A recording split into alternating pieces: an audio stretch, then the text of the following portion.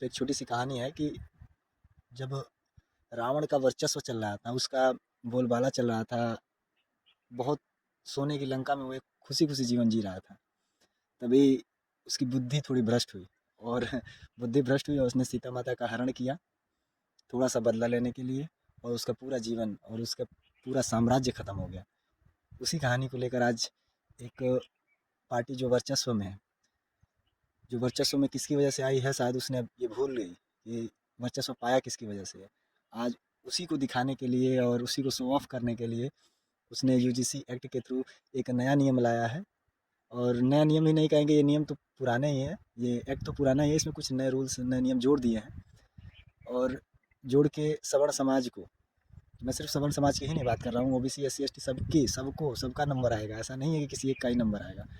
होता क्या है कि जब बंदा ये देखता है कि मेरे ऊपर नहीं है, तो वो कोई एक्ट नहीं करता है। लेकिन समय के साथ साथ उसका भी नंबर आएगा। अगर गांधी जी को ट्रेन से बाहर नहीं धक्का दिया गया होता तो गांधी जी को शायद ये समझ में नहीं आता कि भारत गुलाम है, और गांधी जी ने इतना साथ नहीं दिया होता भारत को गुलामी से आज़ाद करने के लिए। बात करते हैं एक्ट की तरफ। एक्ट में पूरी तरह से सवर्ण समाज को मतलब दबाने की कोशिश किया गया है। इसमें ये दिखाया गया है कि अभी भी आज इस वर्तमान समय में सवर्ण समाज दो चार जो आप जातियाँ उसमें लिख रखे हैं, जो होता है दो कास्ट लिख रखा है आपने, उन कास्ट को जनरल समाज दबा रहा है। जी नहीं, बिल्कुल भी नहीं, ये संभव नहीं है। कुछ एक पार्ट है, पूरे देश में छोटे मोटे पार्ट होंगे जहाँ ऐसी घटनाएं अभी भी होती हैं, उसको हम लोग एक्सेप्ट करते हैं। बट उसका खामियाजा आप पूरे एजुकेटेड और एजुकेशन से जुड़े हुए समाज को नहीं दे सकते हैं। एजुकेशन से जुड़ा हुआ समाज जब अपने आप पे आएगा तो उस शिक्षा के दम पे और कितनी बड़ी सरकार गिरा सकता है, इसका अंदाज भी नहीं है। इस एक्ट के थ्रू मैं छोटे से जो मुझे समझ में आया कि इस एक्ट के थ्रू सरकार का सिर्फ ये पर्पज़ है कि मतलब बिल्कुल लो लेवल से जो बंदे आते हैं, अब मैं खुल के बता रहा हूँ, एससी एसटी ओबीसी ईडब्ल्यूएस दिव्यांग हों, इन सबको एक सपोर्ट दिया जाए। लेकिन सपोर्ट देने के चक्कर में किसी एक समाज को आप दबा दे रहे हैं। क्या ये उचित है? जी बिल्कुल नहीं, मेरे अकॉर्डिंग तो नहीं है। मेरे क्या, अगर आप थोड़ा भी पढ़े लिखे हैं, अगर थोड़ा भी समझदार हैं, जो जनता मुझे दिखेगी, अगर आप थोड़ा भी समझदार हैं तो उसको आप देखेंगे, आप समझेंगे कि ये बिल्कुल भी सही नहीं है।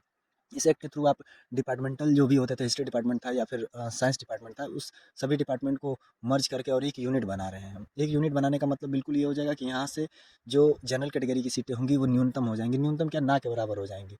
ठीक, वो भी ठीक है, आप बिल्कुल कम कर दीजिए, नहीं फ़र्क पड़ता है किसी से। अगर एक सवर्ण समाज एक अच्छी बुद्धि और एक अच्छे समाज का बनाने का प्रयास कर रहा है तो उस प्रयास में वो आगे अपना किसी भी क्षेत्र में आगे बढ़ सकता है। लेकिन आपने जो नए नियम के थ्रू ये बता दिया है कि नहीं, एक डिस्क्रिमिनेशन सेल बनेगी, उस डिस्क्रिमिनेशन सेल के थ्रू आप कोई अगर कंप्लेन करता है तो उस कंप्लेन पे तुरंत सुनवाई होगी और सुनवाई होने के बाद उसका सज़ा दे दी जाएगी। क्या परिणाम होगा क्या नहीं। डिस्क्रिमिनेशन सेल में सबसे बड़ी कमी तो यही लग रही है कि जब उसमें कोई ये फिक्स नहीं किया गया है, कोई भी एक जनरल कैटेगरी का कोई एक बंदा उसमें रहेगा, सदस्य रहेगा। रह भी सकता है, लेकिन जब उसमें नियम में नहीं है तो नहीं रखेंगे, अगर कह दिया नहीं रखेंगे तो नहीं रखेंगे। अब मैं कह रहा हूँ कि अगर मेरे घर कोई विवाद होता है और मैं ही उसका निर्णायक हूँ, और किसी दूसरे के घर से विवाद होता है तो मैं अपने घर के लिए तो पक्ष खींच सकता है। वो कहावत है भोजपुरी में कि हंसुआ के तनु तू होई त अपने तरफ खींची। तो अगर उस डिपार्टमेंट में, उस डिस्क्रिमिनेशन सेल में आप किसी एक जनरल बंदे को भी नहीं रख सकते हो, तो क्या आपको ये लगता है कि उसमें सही फैसला आ सकता है? जी नहीं, बिल्कुल भी नहीं चांसेस बनते हैं इस चीज़ के कि सही फैसला आएगा। अगर सही फैसला नहीं भी आता है तो भी जनरल कैटेगरी के बंदे को आप सजा दे देंगे, तो इस तरह तो बंदा बिल्कुल डरा रहेगा। जो अभी तक हमारा देश का जो फ्यूचर बनता है, जहाँ से हमारे विश्वविद्यालयों से, अगर विश्वविद्यालय में ही एक जनरल कैटेगरी का लड़का, एक एजुकेटेड लड़का, एक सक्षम लड़का अगर किसी पॉइंट पे बहस नहीं कर सकता है, किसी पार्टी के विरोध में बात नहीं कर सकता है, किसी के पक्ष में बात नहीं कर सकता है, तो जब वहाँ से ही उसका बोलना बंद हो जाएगा तो वो आगे की तरफ क्या सोचेगा। मैं बहुत सक्षम दिमाग से नहीं हूँ, छोटा दिमाग है हम लोगों का, हम लोग छोटे स्तर पे हैं। जो ये निर्णय लिए हैं वो बहुत बड़े स्तर पे हैं, लेकिन आप इतने बड़े स्तर पे रहते हुए, स्तर पे रहते हुए इस लेवल तक की सोच रख सकते हैं, इसका कोई अनुमान नहीं लगाया था। कोई नहीं, इसका विरोध लोग कर रहे हैं, साथ में हम लोग भी करने का प्रयास करेंगे, सभी करेंगे। और आपको लगता है कि S C S T O B C दिव्यांग जो भी है जिनके थ्रू आपने ये किया है, उनको भी अभी रियलिटी नहीं पता है कि एस टी के ऊपर एस सी को रखा गया है। यानी कि अगर एस सी ने कुछ गलती की एस टी के खिलाफ तो एस सी को भी प्रॉब्लम आएगी, लेकिन उनको अभी इन सब बातों के बारे में जानकारी नहीं है। उन्हें लगता है कि हम सर्वोपरि हैं, लेकिन उसको वो दबाएगा, उसको वो दबाएगा, ये आपस में चलता रहेगा और हम लोग आपस में लड़ते रहेंगे और आप लोग अपनी गद्दी पे बैठ के मज़े लेते रहेंगे। थोड़ी सी समस्या हो जाएगी तो भारत छोड़ के किसी और देश में चले जाएंगे, बहाना हो जाएगा विदेश यात्रा थी।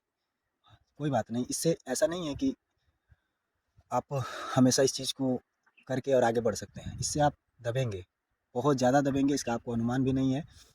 अभी चुनाव का समय है, कुछ चेंजिंग करके आप अगर लोगों के दिमाग को थोड़ा बहुत कन्वर्ट कर सकते हैं तो कर पाएंगे, लेकिन अब लोगों के दिमाग में ये चीज़ पूरी तरह से भर चुकी है कि अगर आप किसी एक पर्टिकुलर समाज से हो, अभी आप बात करते हो, अगर हम लोग विरोध करने पे आ जाए तो अभी तो ओबीसी को आपने प्रॉपर नहीं दिया है। ओबीसी को आपने 27% आरक्षण दिया, क्या 27% हैं वो जिस हिसाब से उनकी पॉपुलेशन है, जिस हिसाब से उनकी जनसंख्या है, उस हिसाब से तो उनको बहुत आरक्षण मिलना चाहिए।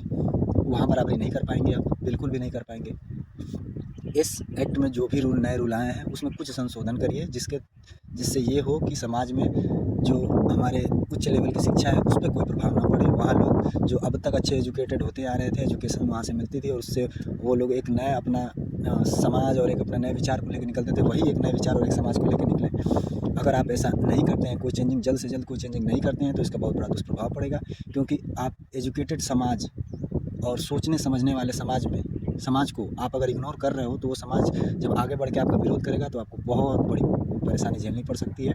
तो अभी मैं इस एक्ट पे कोई चर्चा नहीं कर रहा हूँ, मैं सोच रहा हूँ कि ये वीडियो आगे जाए, ऐसे ही सभी वीडियो आगे जाए और जो गद्दी पे बैठे हुए कुछ समझदार बंदे अभी भी हैं, जिसमें से अभी आपने हमारे मंत्री जी को देखा कि जिन्होंने इस्तीफ़ा दिया, वैसे ही अभी कुछ एक समझदार बंदे हैं जिनके पास तक ये वीडियो जाएगी तो वो विरोध करेंगे और इस चीज़ से जल्द एक अच्छा सॉल्यूशन निकलेगा। अगर अच्छा सॉल्यूशन नहीं निकलेगा तो उसका परिणाम आप खुद ही समझ सकते हैं। बाकी इस वीडियो को शेयर करिएगा जिससे कि आगे किसी एक बंदे को कुछ इन सब के बारे में पता चले। बहुत सारे ऐसे बंदे हैं जिनको नहीं पता चल पाता है कि आखिर चल क्या रहा है, वो नहीं समझ पाते हैं। कोई भी नियम, कोई भी एक्ट आता है तो उसका ऊपरी व्यू पाते हैं, क्यों? क्योंकि ऊपरी व्यू उन्हें रील्स में या किसी छोटी चीज़ों में देखने को मिल जाता है, जबकि उसके डीप पढ़ेंगे। अभी मैं इसके साथ एक PDF भी लगाऊंगा जिस PDF में पूरी तरह से लिखा हुआ है कि हाँ क्या क्या चेंजेस हुए हैं।